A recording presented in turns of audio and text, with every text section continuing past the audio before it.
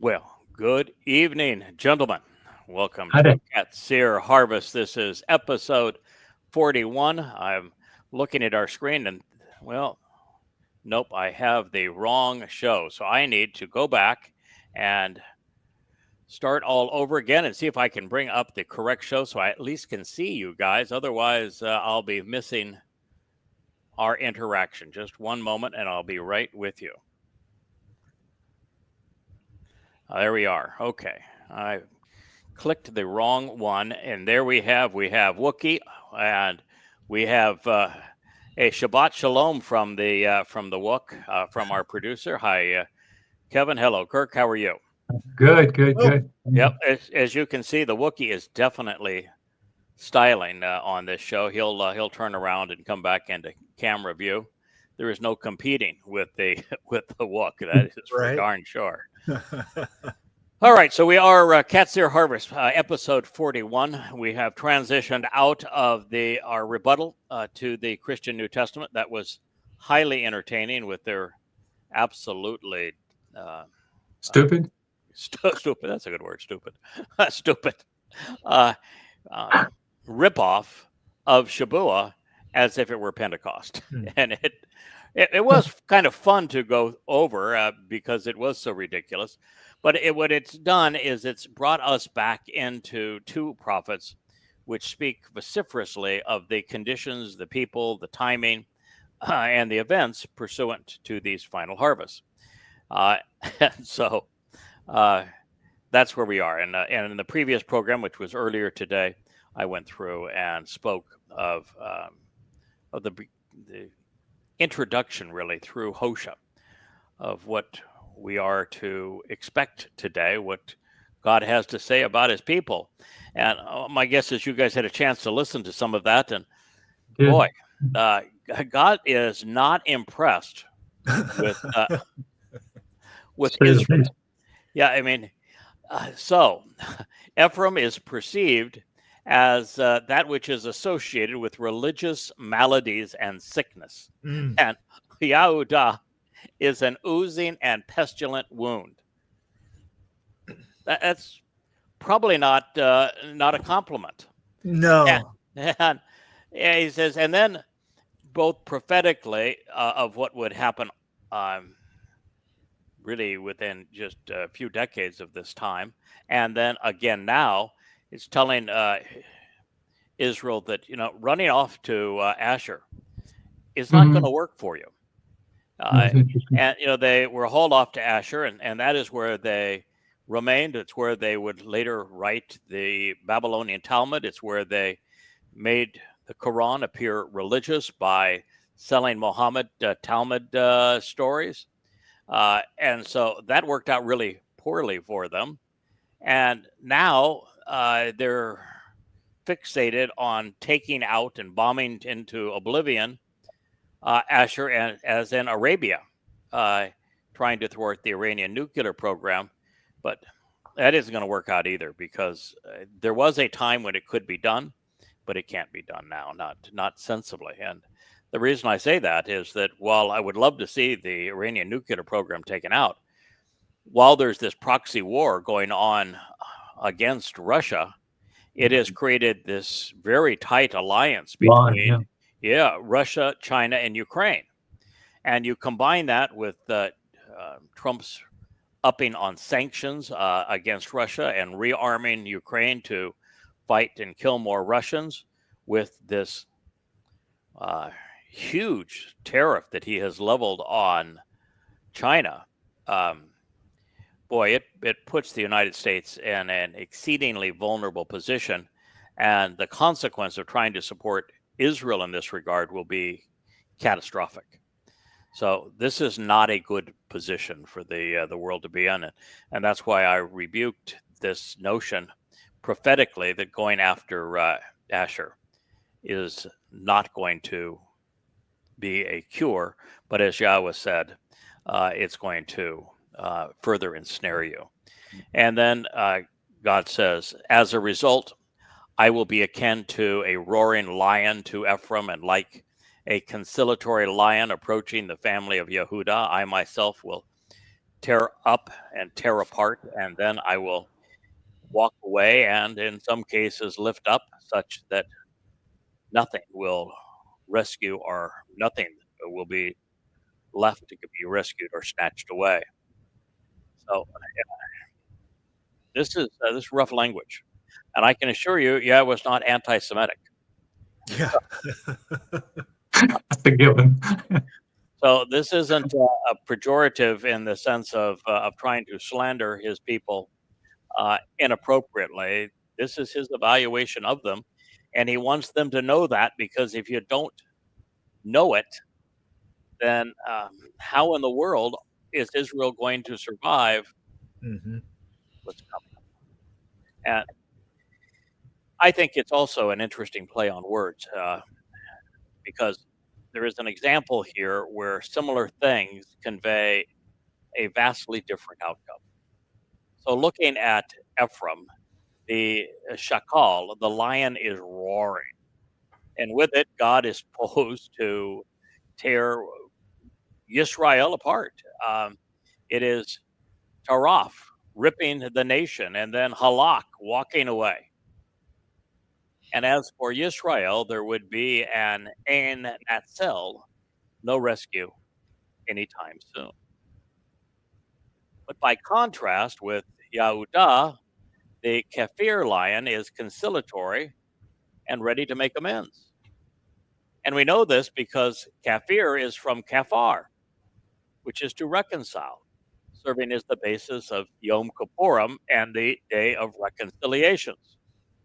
Then as we approach the time, or the same verbal chain, as I should say, we discover that Yahweh will Ane personally tear his beloved from Ephraim, separating them from harm's way, while Terah providing whatever they require.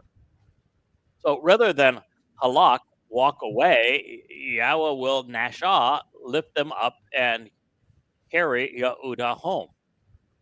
And as a result, and that's still, no one will ever be able to take them away again. And while this sounds really encouraging in contrast to what preceded it, especially, well, there would be 27 centuries between the infection and the cure.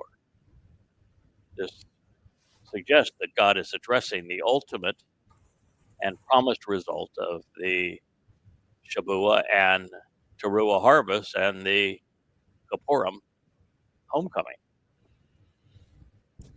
So what follows is among the most profoundly important statements I think ever spoken by God, especially when we consider the implications, although there would be a lot of statements that you could stack up there as most profoundly important. This is God speaking in first person through his prophet. I will go away and return to my place until they closely examine and carefully consider the way to receive the benefits of the relationship through the restoring witness of the eternal testimony. And they seek my presence responsibly, investigating the time to learn about my impending appearance.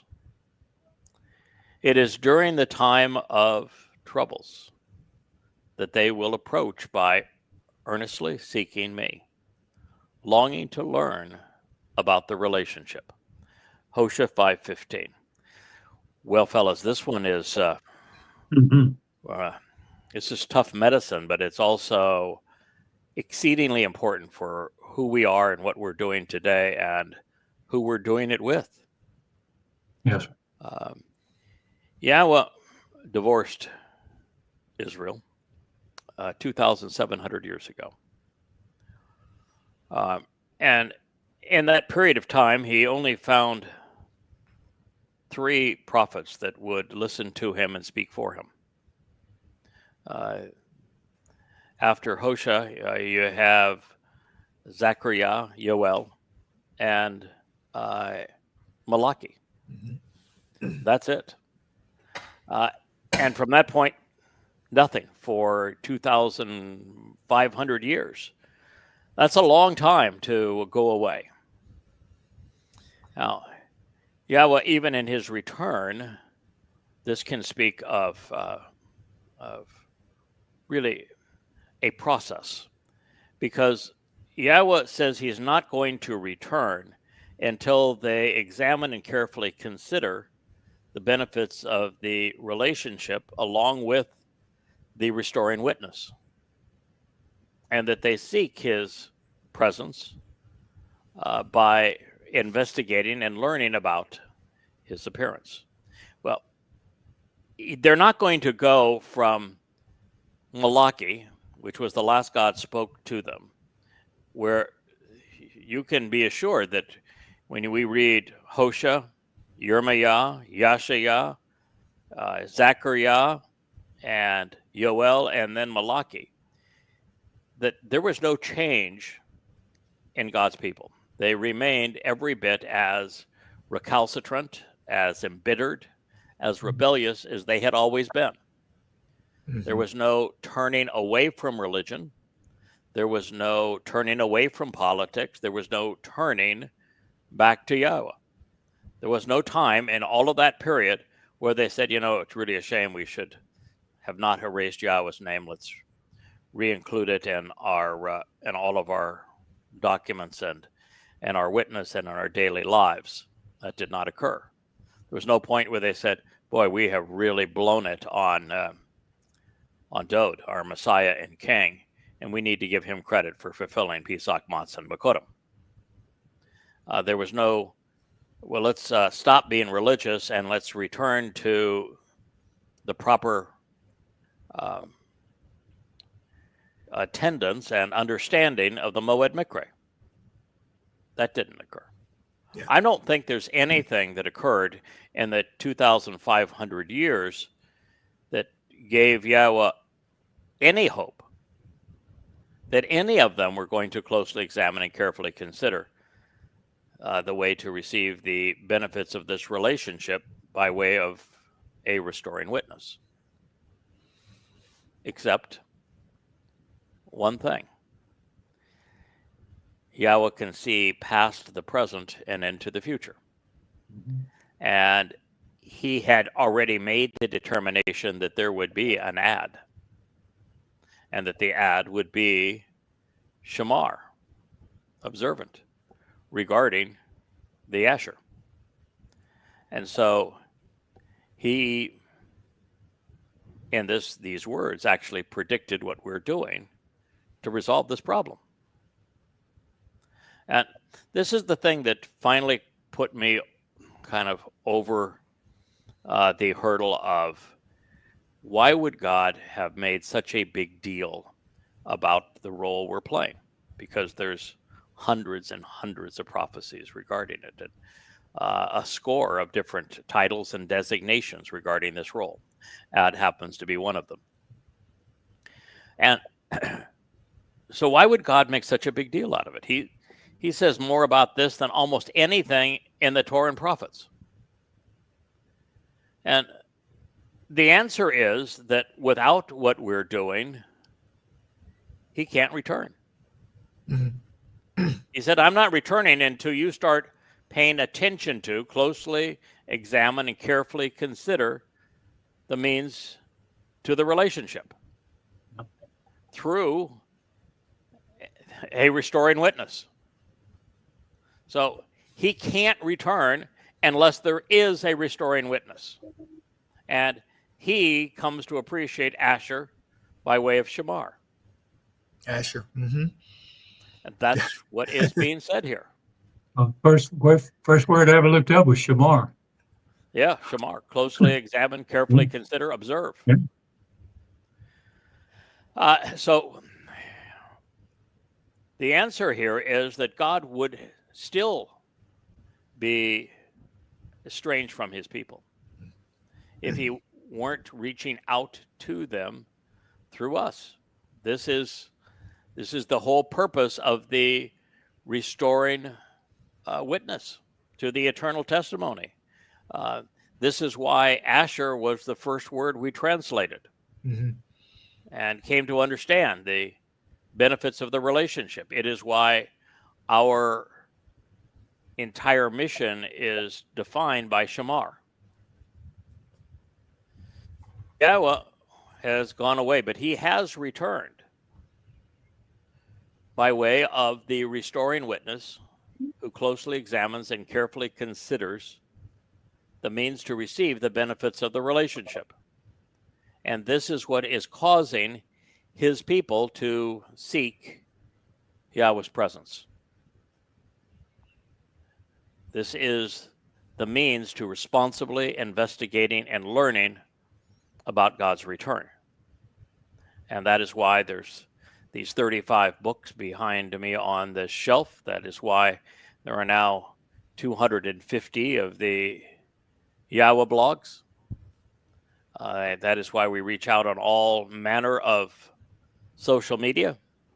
That's why we're doing Family Hour tonight.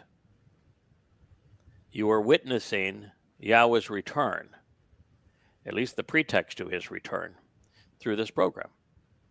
And the reason it's so essential is that those who were empowered politically and religiously in Israel, who Yahweh has excoriated through this whole diatribe, this whole narrative in Hosea, have precluded God's people from knowing Yahweh, from acknowledging his name, from accepting that his son is Dod, and that he is the Messiah, the returning King and our Savior, even understanding the nature and the conditions and the benefits of the Bereth covenant, knowing what it actually means to be observant. None of this was going to change if God didn't intervene in this way.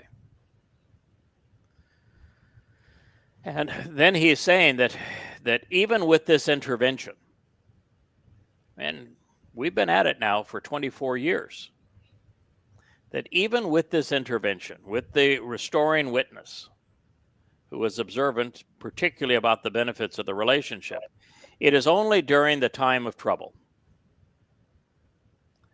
that Israel will finally approach by earnestly seeking Yahweh, striving to learn about him. It's going to take trauma for this to finally materialize.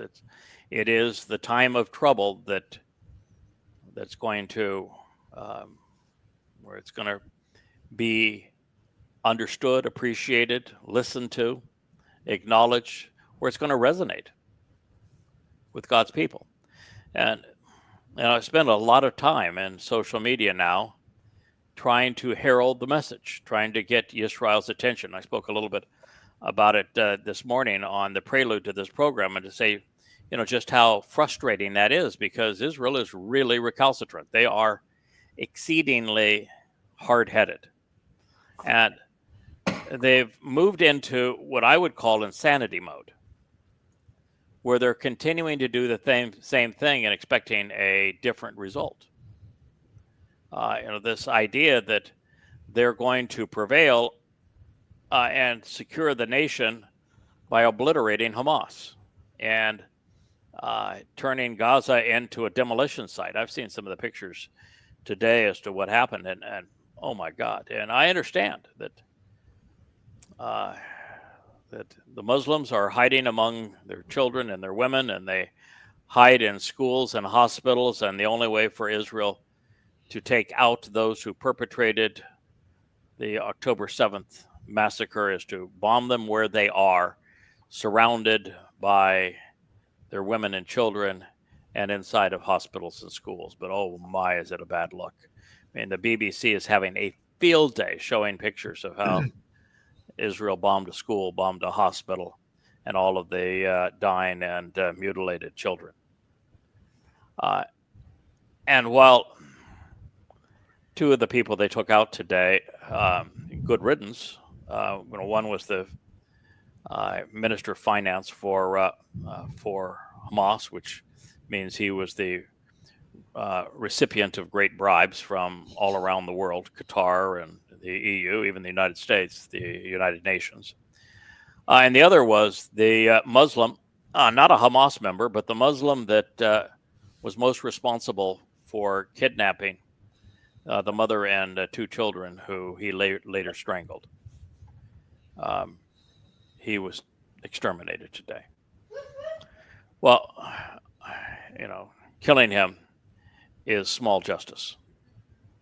But Israel is turning the entire world against them. The consequence of what they're doing,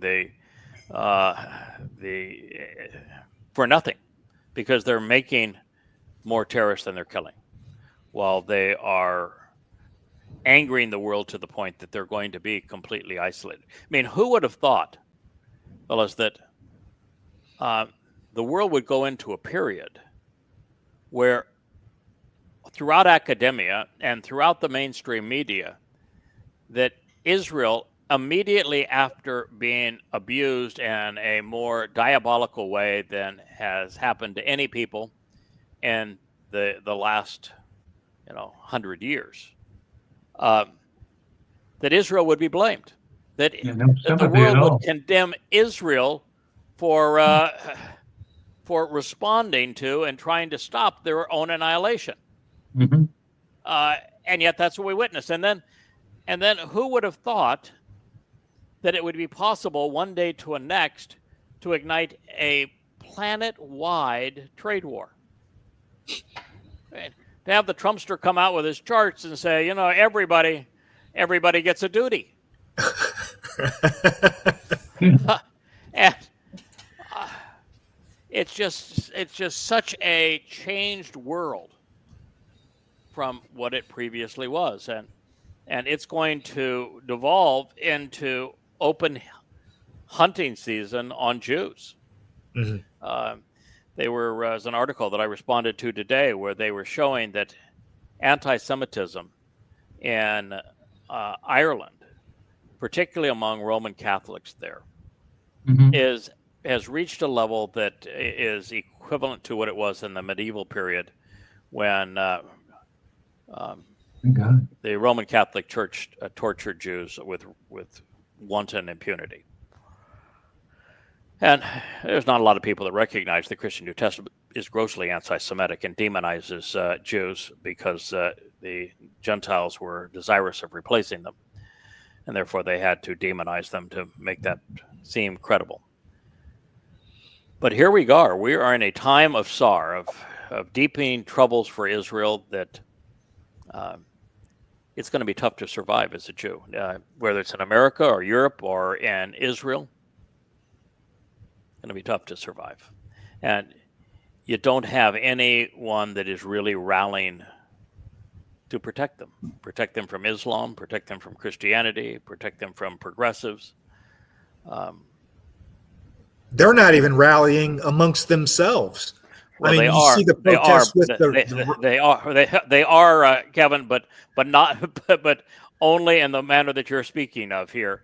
They're rallying and protesting against their government. They're rallying and protesting against the military. They're rallying and protesting against the religious. The religious says, no, hell no, we won't fight. We won't even enlist. Yeah. And the progressives say, hell no, it wasn't the Muslims that caused all of the hell in Israel. It was our government. So we want to punish the government. They're protesting, all right, but they're tearing themselves apart. Yeah. And so this is what God is saying. It's going to get so bad in Israel. I mean, there was what a nasty bit today. Today was really a rough day for Israel.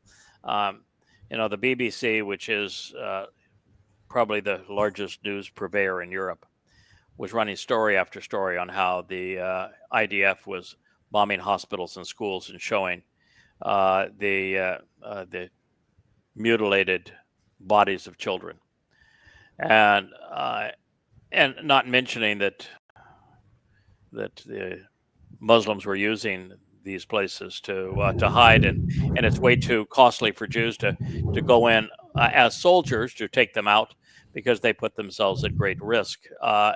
And the only way to take them out really safely is to bomb the facilities, and then the collateral damage is high. Although, really, is it collateral damage, or are they all equally guilty?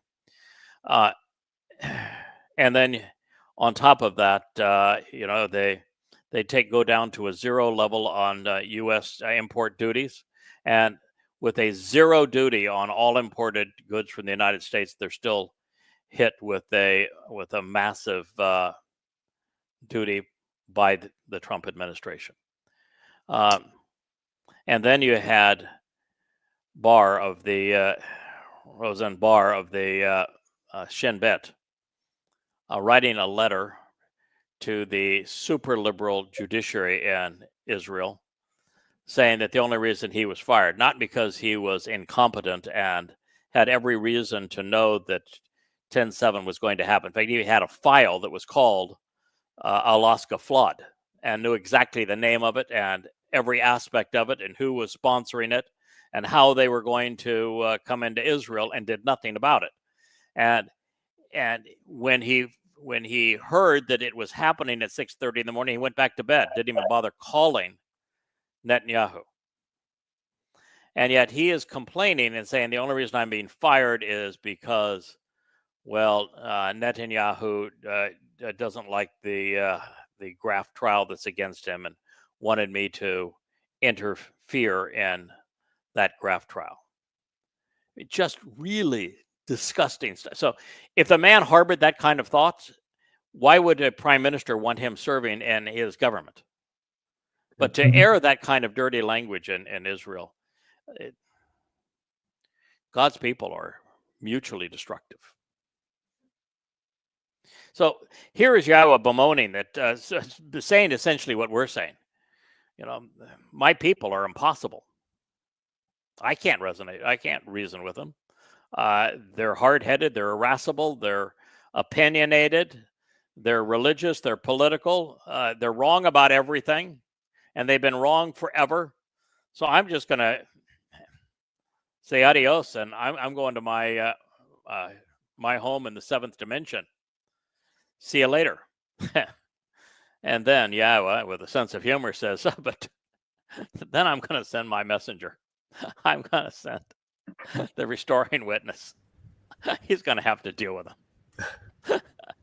And after he softens them up a bit, then I'll come back. It's kind of funny when you think about it. You had the children of Israel during the Exodus tell God, when he came down to speak to them, that shut up and go away. We never want to see you or hear from you again. And so God said, yeah, I got no problem with that. You guys are miserable to be around anyway. I'm going to speak through people. And then in the end, after they are really obnoxious to him and about him, and he says, treating him like he's a fungus, I'm gonna send my guy off on the beach. My guy. Yeah, my guy. Oh, well, take that, guy. Thanks, Yah. Appreciate it. He won't listen to you, so you send me after him.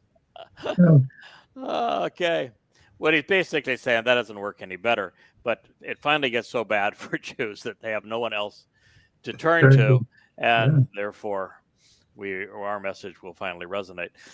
So Yahweh revealed very clearly that after divorcing Yisrael for religious infidelity, which is what he did, that's why he had Hosea marry the temple whore, the religious whore, and Gomer, that he was going to back away and allow his beloved to do as they have chosen, which was to fend for themselves, to be religious and political. And having previously come to the rescue, having devoted himself to guiding and teaching and protecting them, God chose not to compete with their political and their religious yearnings. He left them to their own devices. And quite frankly, it didn't turn out very well. Over the intervening millennia, the Israelites were bludgeoned by, well, the Assyrians, the Babylonians, the Egyptians, the Macedonian Greeks, the Romans, and not the Romans just once. You had Pompey as the first time. They invited him in because they were squabbling. Remember the two brothers that were Yeah. squabbling over who was going to be high Who's gonna be priest and high who was going to priest? be Yeah. king, and the king gig didn't pay as well as the religious gig, so they both wanted to be high priest and neither wanted to be king.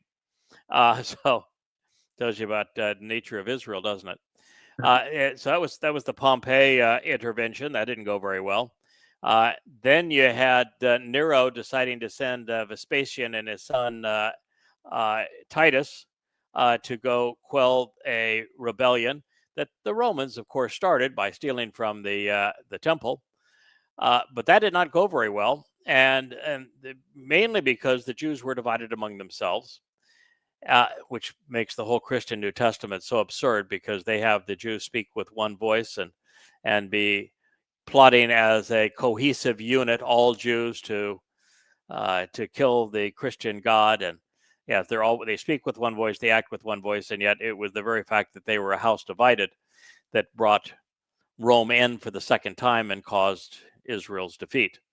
Good And point. if that were not bad enough, then you had the curse of Hadrian, where he comes in 133 to confront the father of rabbinic Judaism. That's not a good sign either, and his false messiah, Bar Kokhba.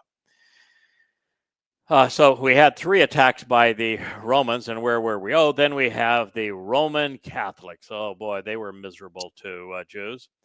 Then we have Muhammad's Muslims. Well, they wiped out 1/3 of the Earth's population in the first 100 years of Islam.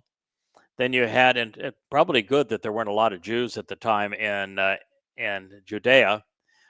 Mostly had been hauled off into captivity throughout Europe because where they were in Europe was mostly out of reach of the Muslims at the time.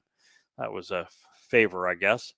Then you had, after Muhammad's Muslims, you had the Ottomans, and the Ottomans were essentially a blend of the Mongols, who were really savage raiders, with the religion of Islam.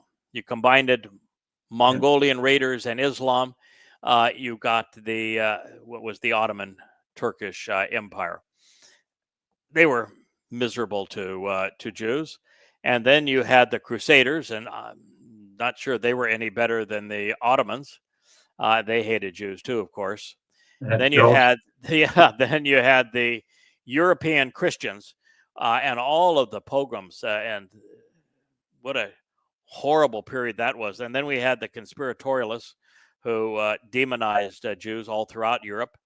Then you had the tragic uprisings against Jews in the Ukraine. This was followed by the Nazis, who tried to impersonate the Ukrainians. And collectively with the Muslims, they perpetrated the Holocaust. Then you have the communists, who treated Jews horribly. Then you have the Muslims again.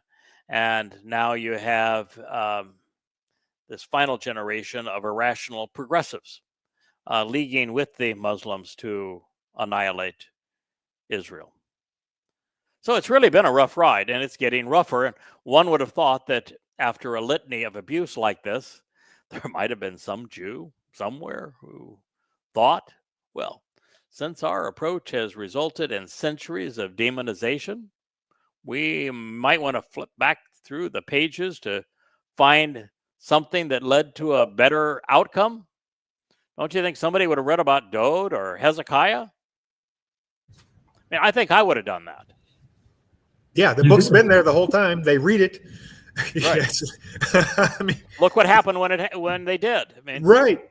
Hezekiah, there were 185,000 Assyrian, troops out, which is a whole lot more than the 4,000 or 5,000 Muslims that invaded on 10/7, right? Mm-hmm. 185,000, and they were really armed as an army, as opposed to jihadists on foot. And 185,000 of them, and there was no IDF. Yeah, There wasn't right. any IDF on October 7th either, but that's another matter. And Oh, all Hezekiah had to do was celebrate Pesach, Hmm. Matzah and Bekurim. Speaking of Pesach, we do have a choice, gentlemen. yeah.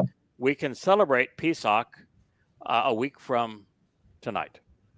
Yeah. And we you know, could. it can be part of this program. We can celebrate Pesach a week from tonight. We celebrate Matzah on the going through Saturday into Saturday evening, and then we celebrate Bekurim on the first day of the week, which is how Dode celebrated these 3 days in 33 CE, year 4000 Yah, which seems kind of neat to me. Right. Yeah, it's fun. The only negative from my personal point of view is that the sun has now set here in the U.S. Virgin Islands, and so we would have to wait to after the show for us to do our Passover meal, unless it's going to be right close to this time. We could actually bring a little Passover to the show and have a eat in podcast, which might also work pretty well, but to do so, we are right at the cusp, at the maximum extreme of astronomical. Mhm. Technically, there is a renewing of the sun's light, such that Abib, the 14th of Abib, could be celebrated on Friday evening. So it's technically permissible. Normally, from an observational point of view, you'd say, okay, the next day. Right. So what do you think? Yes. Yahweh, by Friday. the way, Yahweh does not care.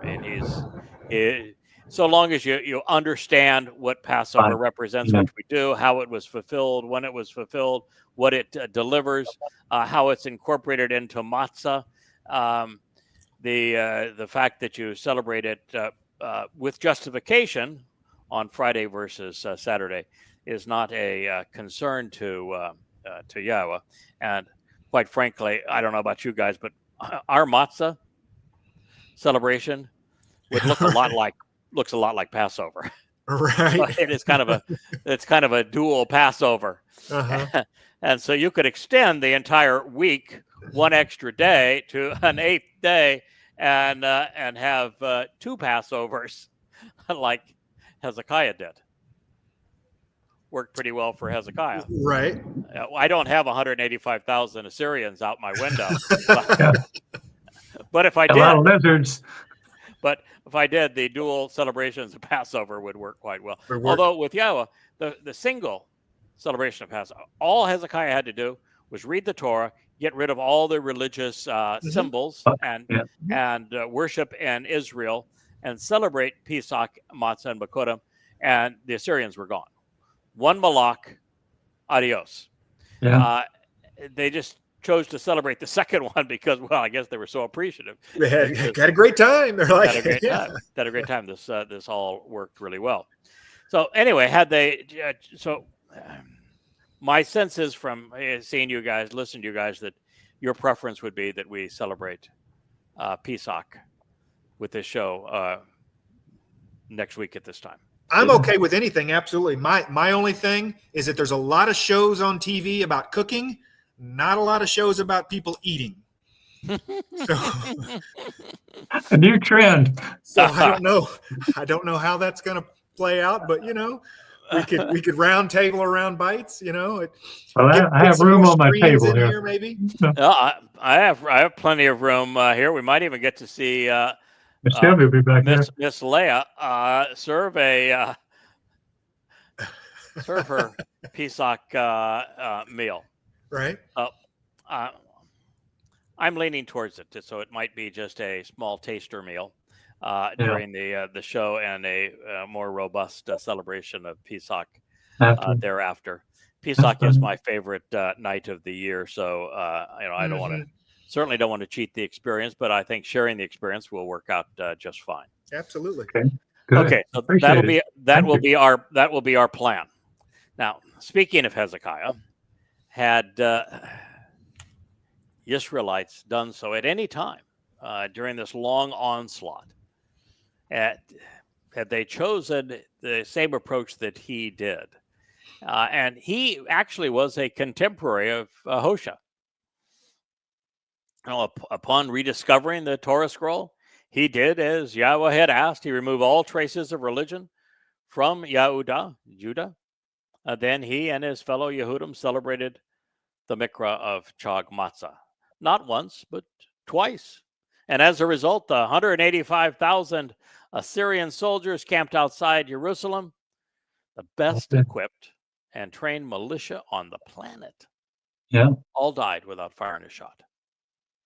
That was 50 times the number of trained soldiers than the rampaging Mujahideen, who successfully invaded Israel on 10/7/23. So, when it comes to intelligence, Yahweh's better informed, more vigilant, better equipped, and more capable than the IDF.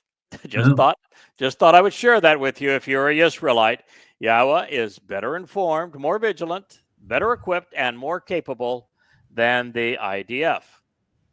And in his case, there was no investment in bullets, didn't have to beg the United States for bombs. There weren't any expensive interceptors, nor was there any spilt blood of sons and daughters. Wow. Yeah, God's really good at this protection thing.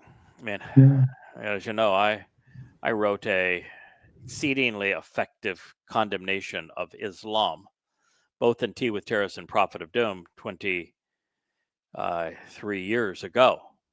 And I received thousands of death threats. I did thousands upon thousands of radio interviews under my name.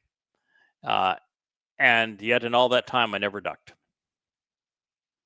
Never once flinched.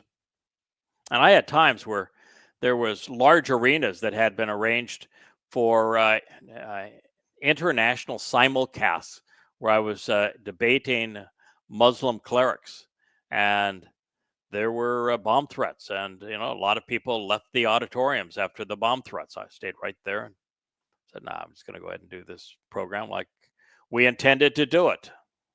And so he said, "Well, that's brave of you." No, it's not. If Yahweh is going to protect you, no courage required. Yeah.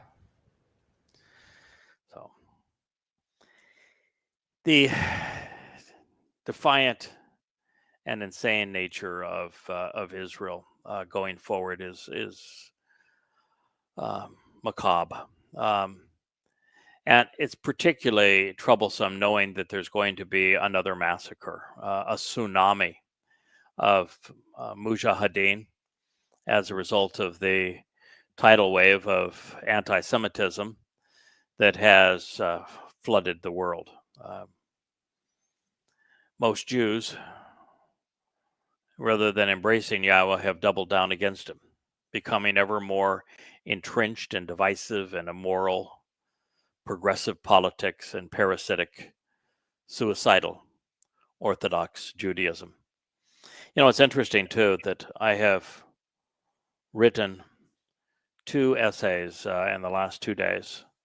One on the parasitic nature of Judaism, and particularly of the Haredim, being so detrimental to the life of Israel, and another showing the house divided of progressive Jews tearing their own country apart.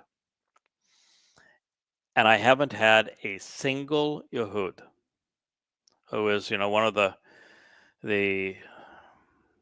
Xers that has tens of thousands, hundreds of thousands of followers, not a single one of the voices standing up for Israel has said, "You're right. You're right." They won't say it. They're afraid of it. They won't actually condemn Islam, and they refrain from saying much more than Hamas bad. They won't refrain from using Palestinian, even though that's deadly to them. They won't embrace anything you say about Dode. They as the Messiah, Son of God. They won't even chime in when you expose that Christianity is wrong and that there was no Jesus, and therefore that whole mythology was created to rob them of their actual Messiah. And there's no embracing of Twistianity or goddamn religion. It's even when you post and respond to the most outspoken of those Israelites defending Israel, no reaction from them. If you speak in generalities, they'll all acknowledge what you said and repost it. But if you are specific about the consequence of erasing Yahweh's name, about negating the attributes and achievements of the Son of God and Messiah Dode, the actual nature of the enemy and Islam, the anti-Semitism and degradation of Jews perpetrated by Christianity and the New Testament, the parasitic nature of the Haredim, and the divisive nature of progressive Jews. Flatline. That's why God said, I'm going to send my goy after him, because that guy, he just doesn't give up. He'll keep going. Okay, thanks, God. Send in the bowl. Yeah, that's right. That's why. Well, I appreciate you. Now we know why he chose the bull as the metaphor. Bulls don't give up, do they? No. No. Well ahead. If you piss off a bull, what happens? Yeah. Find the fence. Yeah. Yep. That's why he picked the bull. Well, nonetheless, Jews have doubled down against Yahweh, his son, his Torah, his covenant, his Moed Mikre, and his evidence. I mean, God said, I want you to write goddamn religion to save my people from Islam and Twistianity, to reveal the truth so that they can actually accept my son as their Messiah. But man, that's a tough crowd. I will tell you, though, that before the sun rises tomorrow morning, you can be assured I'll be right back at it, undeterred, backbone, as bullish as ever. That is the job. In fact, I was just reading something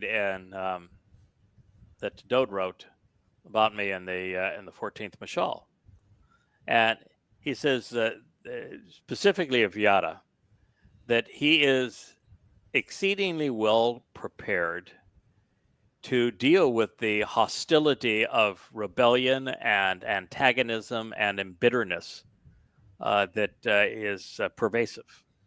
That the guy, among all of the people Yahweh's worked with, he is unique, and that he has the resolve to expose it and to condemn it and respond to it effectively. And it was actually, when I read this, I said, if I were to compare myself to the two great Zeroah, Moshe and Dode, there's only one place where I think that I might have more gumption than they did, because tenacity against embittered rebellion. When there was embittered rebellion, what did Moshe do every time? Run back into the tent. Run back into the tent, did a face plant, and one time even said, God, how dare you do this to me? Right. But that's what he did. Yeah. When his son rebelled against him, what did Dode do? He ran away. Yeah. Oh, when Saul turned against him, what did he do? He ran away and cowered. Yeah. When people come against me, You never duck. Right. You renew my confidence. You are going to see the horns. Better get out of the way, because it's the nature of a bull. I'm going. you try to get in the way of me and the job that Yahweh has asked me to do, and I would run over my own mother. And that's just all there is to it. Um, I am. I there is a 0% chance, fellas, that at the end of this project, that Yahweh is going to come to me and say, it could have been a lot better if you'd only stayed the course. If you'd only shown some courage and stood up to them when I needed you to be there, then it would have turned out better. And he might have 1,000 things that he says, you could have done this smarter or figured that out sooner or been more polished as in your presentation of such and such. Mm-hmm. But he is for sure never going to criticize my resolve. No. Both in effort and being unflinching, unwavering. And I think God likes unwavering. That comes with being Sadak. I mean, if you're right, you don't waver, so that's what, correct. I'm with you on that. I think God has so many words for steadfast. Mm-hmm. Steadfast, loyal, reliable, dependable. And because he manifests those traits, mm-hmm. he likes to see those traits in those who represent him. Yeah. And none of us can have all of the attributes that would make us the ideal witness or prophet or defender of God's people. But we all can have those attributes that are most needed for our particular mission at this particular time. And I think in this case, when you read what Dode is writing, that there are two things that were particularly necessary, because we're kidding Yahweh, but kidding him on the square here. He said, I can't take these people anymore. I'm going away. Mm-hmm. And I'm not coming back until my restoring witness encourages them to be observant about the benefits of the covenant. So he's really put us right there in harm's way in the midst of the battle. But that 14th Mashal says that there are some aspects of this individual. One, he is a damn bull.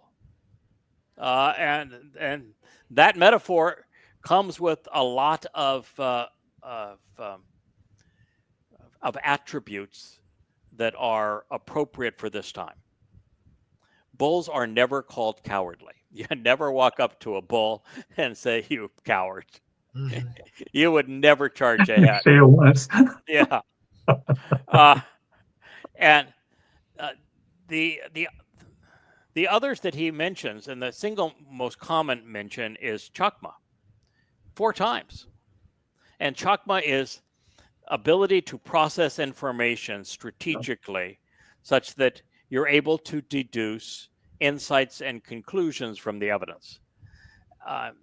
And that is probably my number one gift. That's the thing that I think I have done even better than Moshe and perhaps better than Dode. So chakma, and it could be that God cheated and gave me the chakma that, he clearly did. He said that you've got the spirit of chakma.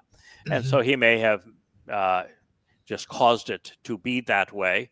But, I wasn't an idiot before he infused me with the spirit. So maybe he found somebody that had, from a human perspective, chakma.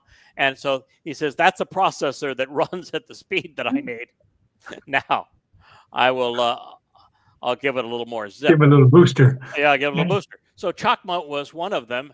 And this other is this ability to stand steadfast and be able to appreciate when embitterness is getting in the way, when there is recalcitrance, when there is rebellion, and knowing how to respond to it.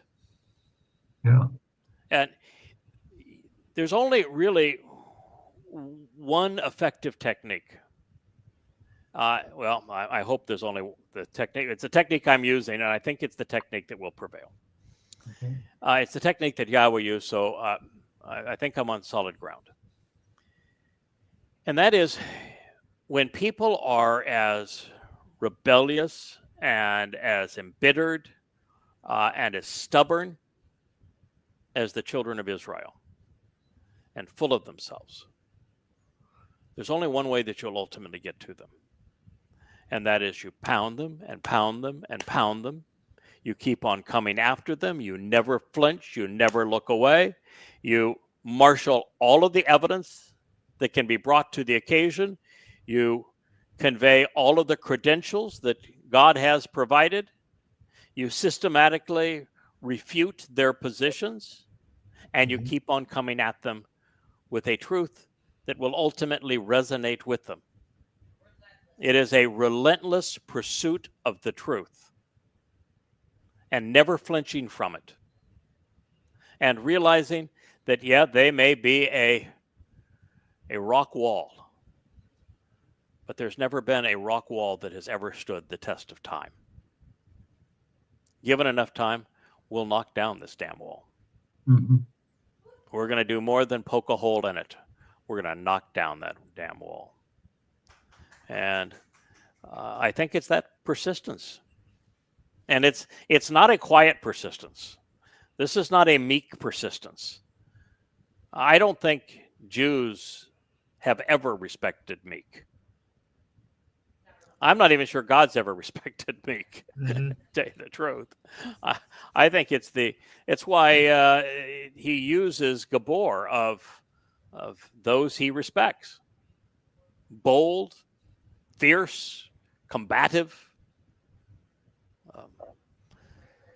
This is Yahweh's approach. So that is what we're doing, and we're going to continue to do. So, and it needs to be done because Okay. Muslims Good. are going to come back at Israel. I read all the time that Jews think that they won in this war against Hamas, and they just want Hamas to give up, surrender, and admit they lost. And my response is no. They're not going to surrender. From their perspective, they did not lose. What they proved is that Israel is susceptible to the kind of attack that they launched. That while Israel has a field day against airplanes and tanks and armies, that it was completely paralyzed when it came to civilian Muslims with garden tools. And that was only a few thousand of them. And so all they've done is that they've proven that with 300,000 of them, Wow, as opposed to 3,000 of them or 4,000 of them, that they will be a force that Israel cannot stop and that Israel has no means to thwart them. So they know how to attack Israel. That's what they've learned. And they've learned that Israel has no defense anywhere in the world. And they know that they're going to prevail with the state of Islamic terror. That a Fakistanian state is going to be imposed on Israel, and they know it. That is why they continue to be so belligerent. They're forcing the world into it because the cowardly libertards, who all they have is hateful rhetoric, they're going to say that the solution to all of this problem is to give the terrorists a state of their own. And it'll be carved right out of Israel. And so next time, rather than having 3,000, 4,000, 5,000 Muslims on foot coming from one direction through a wall, you're going to have hundreds of thousands of them coming from all directions and also from the inside out. That's what's coming to Israel. Responding effectively to goddamn religion and then reading and responding to yada yada would preclude it. But they aren't going to do that. So it's going to happen. and Israel's going to have its back to the wall with no one to defend it. Everyone will have abandoned Israel. And when that happens, God's saying they will finally listen. Now, my strong preference is to say, well, he says they are going to listen then. He didn't say they aren't going to listen before then. Mm-hmm. Therefore, if we were a bit defeatist, we would say, well, let's stack up the information that they need to hear, and we'll just let it hang there. And when they finally get their backs against the wall, they'll listen to it and respond then. Yeah. But I don't think that's the right approach. I think the right approach is you keep hammering away, and that little by little, there will be those who understand, who respond, who embrace the covenant. When we're seeing that, there are thousands of people now who are drawn to Yahweh. And so I think that it is a process, not an end result. So we are dealing, though, with the time that the torment of God's people, the treatment of God's people, is going to be worse than any race has ever endured in the long annals of human atrocities. And the suffering and the horrors will be worse than the European Holocaust in the shadow of the Holy Roman Empire and its church. Mm. And while the nation will be devastated, a remnant will be spared, not once, but 3 times over the ensuing decade. On 10/7/23 through 10/7/33 is the decade that we're talking about, because Sukkah begins on 10/7/33. And there will be a substantial harvest of prominent and mature grain on Shavuot, transpiring 7 years before Yahweh's return with Dode on the Shabbat of May 22nd at sunset in 2026, as the time of Jacob's troubles begins in earnest. I had somebody write me today who's been studying for a while and has read most of this Qatsyr harvest book, and said, what's your take on how this thing is going to play out, what's going to happen with our bodies? So would you like to answer that, guys, or would you like me to give my answer? I'd rather hear yours. Huh? Mine is that I'm focused on when it's going to occur. Yeah. I want to know why it is occurring that way. I want to know how to capitalize upon it and to encourage as many people as possible to participate in it. I want to convey that it is an outgrowth from Dode's fulfillment of Pesach, Matzah, and Bakurim, and it is God's opportunity to enrich and empower us. I want to correctly time it with 7 years prior to Dode's return with Yahweh. I want to accept responsibility for it, to do my part to cultivate that harvest. But as for my body, I do not care. A body is a tremendous liability going forward. It has no function whatsoever. Outside of 3 dimensions, a body is useless. You can't have a body in 2 dimensions. It's impossible. And you can't have a body in 4 dimensions. So we're in the only dimension that you can actually have a body, and even here it decays. Trust me, at 74, it don't work good. No. And so the bottom line is, if our bodies are discarded, or they're incinerated, or they can't come with us, I don't care. Just disintegrate. Somebody says, wouldn't you want your body buried? You don't want to desecrate? I don't care. No, I don't care. I just listen. Yahweh's got who knows how many billion malak, however many he needs, and if he thinks the incineration of our physical bodies is a cleaner way to deal with all this, then that's what he's going to do. If he thinks that the remainder of a lifeless body is going to convey a more effective message for his people, then that's what he's going to do. I can tell you, I am never going to want that body again. No. Yeah. I understand E equals MC squared. Well, Yeah. I mean, I understand the formula. I'm not On a level. Einstein, but I understand E equals MC squared. Yeah. And so I know that we're going to become E, energy based. And I know that energy is a big, powerful difference between it and matter, although energy equals matter, but it equals matter times the square of the speed of light. Yeah, which is a lot. Therefore, at light speed, I know that I'm going to be able to take some of my big E and convert it into little m at any time, and I am not going to do it back like this. There's going to be a bigger, better me. You might say a vein with, yeah. What are you going to do? You know. But yes, I'm going to have it. Right. I'm going to upgrade.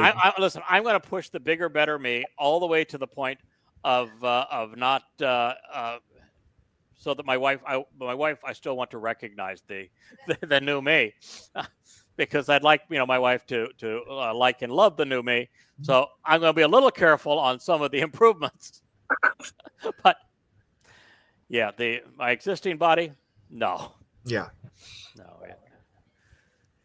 You guys may want to come back exactly the same, but no, sir. No. Leia says she's coming back like 6'4" or something, aren't you? Oh, wow. Well, which means I'm going to have to be like at least 6'6" right to keep up, and maybe even 6'8" if she wears heels. So yeah, there you go. Good thinking. Yeah. Good thinking. Yeah. So she plays a mean horn, by the way. She does. Yeah. I tell you what, you never want to compete with a Jewish. No, I liked it. Well done. Blowing the shofar. And I've tried. No. You tried with that when I was there. It was not good. I do not want to compete with her. She can blow that horn. There's no question about it. Okay, we're going to go past that now. And where were we? Well, the nation will be, pardon? The nation is going to be devastated. We know that. There it is. Yeah, there it is. But a remnant is going to be spared. Even Wookiee says, "Oh, come on, Dad. What are you doing?" My buddy Wookiee here is still wearing his fancy outfit.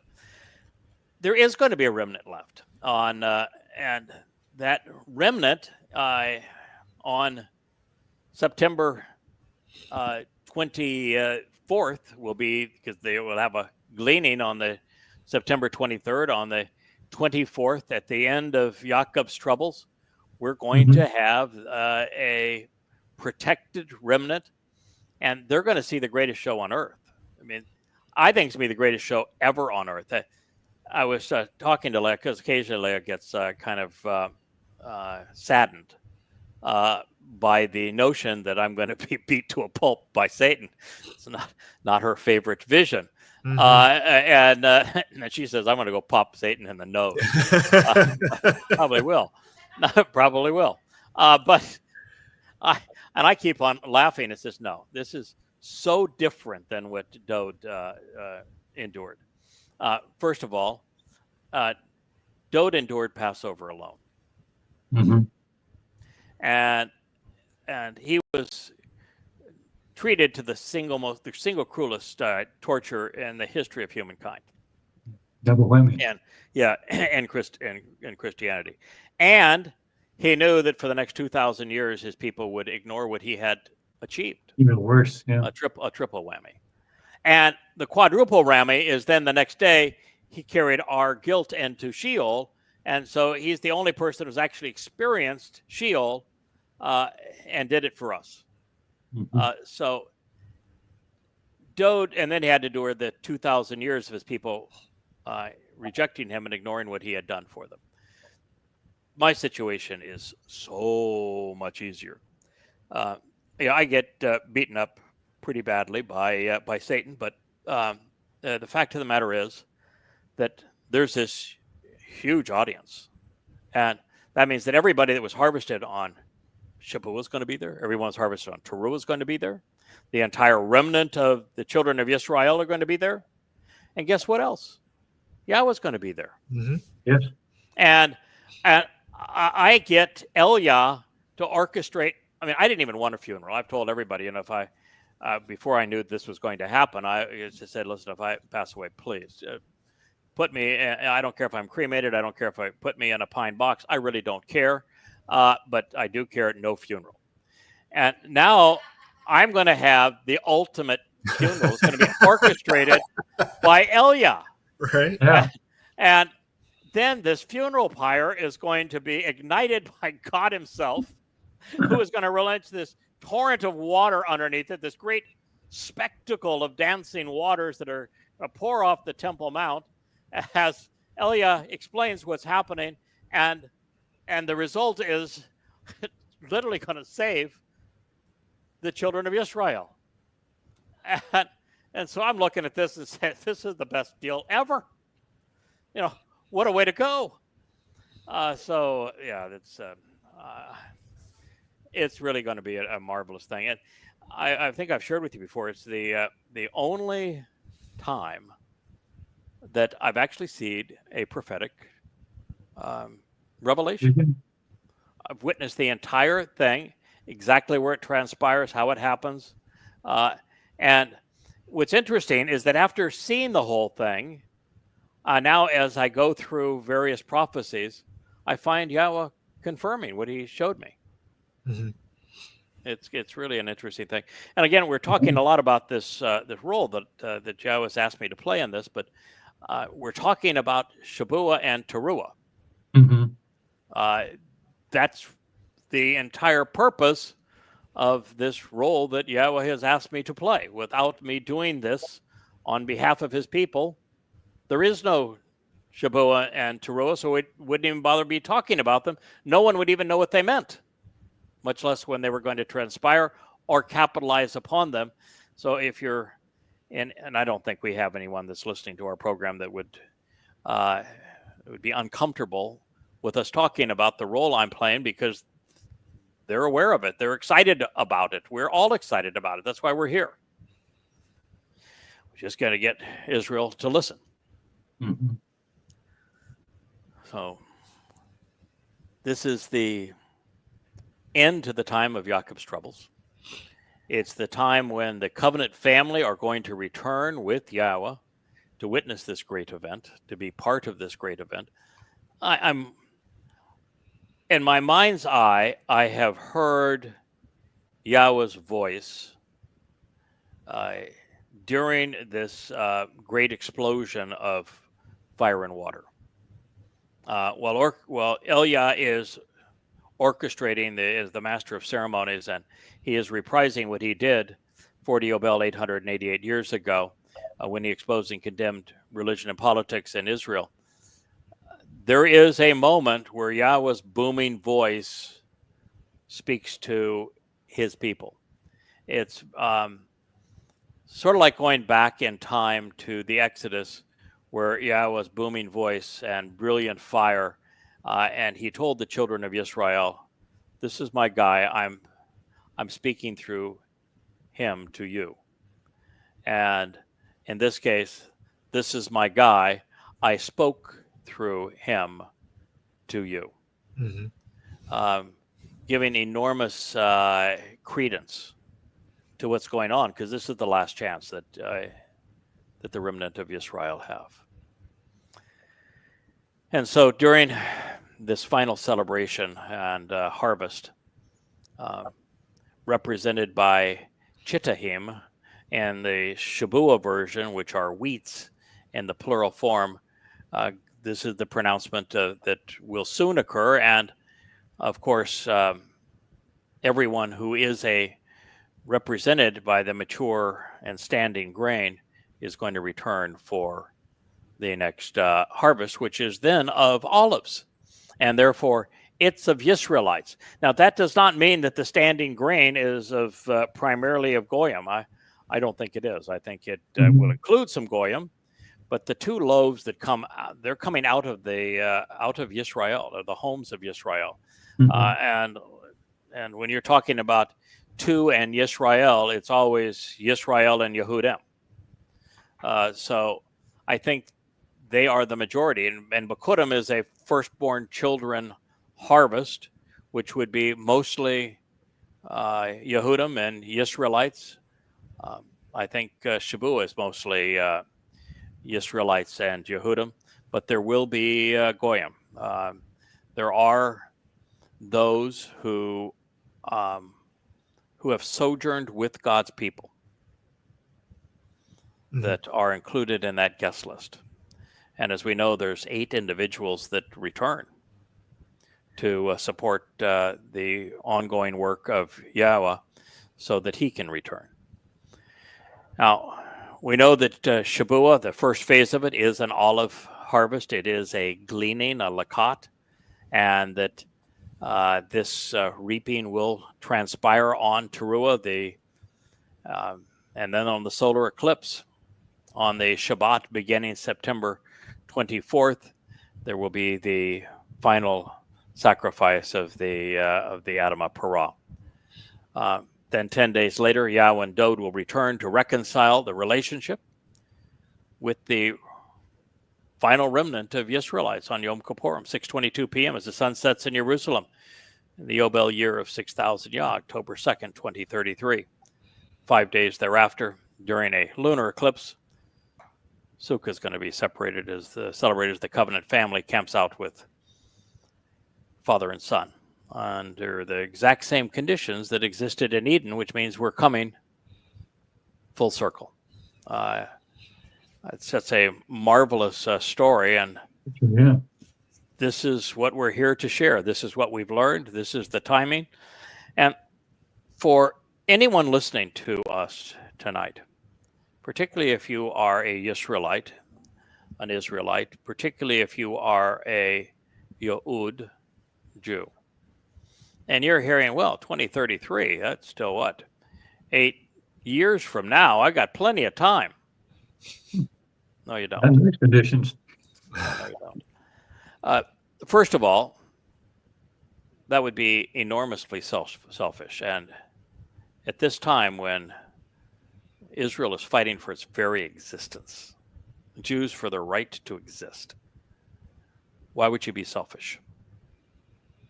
If you can join with us, come to know God, and protect God's people, cause more Israelites to become part of the covenant family, and you don't do it, that says you're exceedingly selfish. So don't postpone it. Second of all, why would you want to postpone the best thing that could possibly happen to you? Right. Yeah. I mean, Yahweh's brilliant. He's generous. It's fun. Yeah. Yeah, this is the best job in the world. You know, I told you that before the sun rises tomorrow, I will be back at it. It's not drudgery. Mm-mm. I can't wait for the sun to come back up and get back at it. You know, every day is a thrill. And to be sitting there today and to read the prophecy in the 14th Mashal, and to see how God provided a prophecy 3,000 years ago to speak to us right in the heart today. But what's so amazingly exciting, I mean, when I shared it with Leah, she said, "How does that make you feel?" And I kept on saying, "Well, I had all this that I wanted to share about how it made me feel, which was, how come I missed it the first time through? Look how long it took me to get at it." One of the things I even said was, now I understand. When I asked Yahweh the morning after the rebellion, and I asked him, "So how do you want me to respond to this?" And there was this hesitation initially where God said, "I've already answered that question for you." And then he went and pointed me in the right direction. But the reason he said, "I've already answered that question for you," and that, maybe you should have known, is right there. When I first learned about the Chodar, the answer is right there. And it points directly to the Numbers 12 passage and about the meltdown with Miriam, and then to the Numbers 20 presentation of the waters of Meribah. And so when you read something like that, it pierces you in the heart, but not in a negative way, in a stimulating, joyous way. To know that God cared enough about our relationship that he would offer this kind of affirmation, and would have the confidence that, given time, we'd figure it out and get to celebrate it with him, that it's been there all that time. My primary reaction to it is love. That God cared enough about what we're doing for his people and the intervention that we're providing. He loved us enough to provide this kind of a detailed affirmation of, yeah, I knew this was going to happen, and I knew you'd be prepared to handle it. And here's the answer. So it is a great joy to be able to do this, and it's also a great joy to know that we were the first ones to actually figure out this entire timeline of when these events were going to transpire, and we're the first to recognize that we're going from the joyous conditions found in Gan Eden 6,000 years ago, and God's bringing us right back to that, except now with a bigger cast of characters and with a bigger garden. It's now the entire earth, and will eventually be the entire universe. Will be our garden to explore, and how emancipating and enriching and empowering that really is. And of course, it all starts by going through that first doorway, the doorway we will celebrate next week, Pesach, Passover. It's the doorway to life, the doorway to God's home. But to pass through that doorway, we have to be perfected. And that requires God to remove our guilt. And he did so by allowing his son to carry it into Sheol. And what a marvelous way to go about this, because it leaves every aspect of us except our guilt. So we can come to Yahweh with our personality, with our aptitudes, with our attitudes, with our experiences. We can come fully loaded with who we are, which makes us unique and interesting and distinct. And all we're missing is our guilt. Right. Guilt. Oh, what an ingenious way to go about this process. And as a result, he says, so what I'm going to do is that I'm going to adopt you. You're going to be my kids. You become royalty. If you're the son of a Jew, you're a Jew, right? So if you're a son of God, what are you? Godlike. The godlike, right? That's why Yahweh says of his firstborn, Dod, that Dod is in fact Elyon, like God in his presence. Yeah. Wookiee is convinced that there is a rival dog that is dressed just like him, and that monitor that he is going to sniff out and find. He is not. Oh, I'm going to go over here and read the book that my dad wrote. That one's good too. Yeah, we'll go on. Yeah, Wookiee is quite industrious this evening. I'm not surprised he's not woofing at us. We get to walk through that doorway of Passover a week from today. We get to cross through that threshold of perfection and enter Yahweh's home as his beloved sons and daughters, enriched and empowered by him on Matzah and Bakurim, so that we are now prepared for the ultimate ride of a lifetime on Shabuah, which is the next Moed Mikre that we are going to fulfill. So that is God's story, and he's sticking with it. And Good. we are committed to it, and can't wait to share the next chapter with you as we return. There we go. So Wookie says to, what are we turning to, Dad? Passover. You want to do Passover next week? You betcha I want to do Passover next week. All right. Well, fellas, happy Shabbat. I look forward to sharing a Pesach dinner with you this time next week, even though, as Kevin says, there are lots of shows on cooking, no shows on eating. We can start a trend. Well, we can start a trend. You know, what you could say the same thing. There's lots of shows on religious gods.